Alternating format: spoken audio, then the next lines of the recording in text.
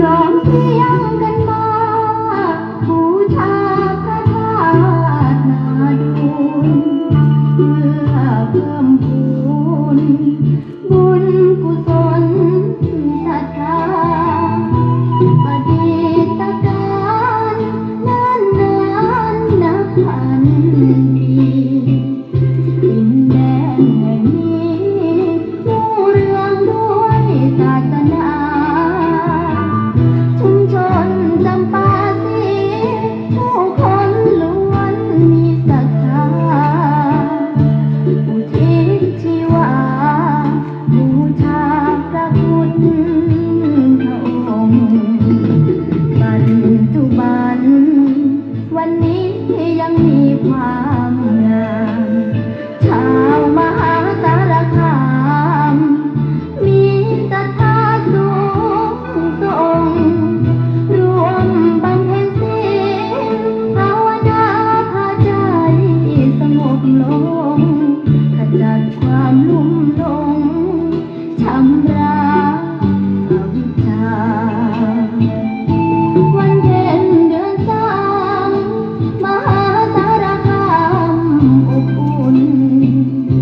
กุศลผลบุญแผ่คลุมไปทั่วภาราสาธุชนสุขสันต์กันทั่วหน้าเพราะแรงศรัทธาในองค์พระธาตุนาดู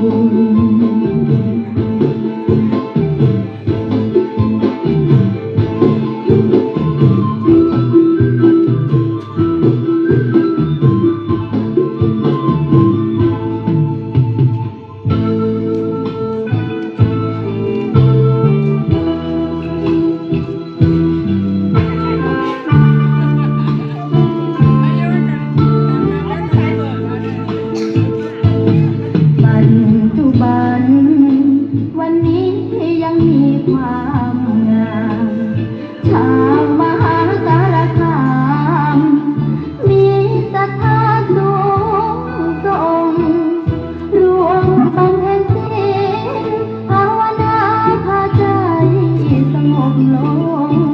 ขจัดความลุ่มหลงชำระอวิชชาวันเพ็ญเดือนสา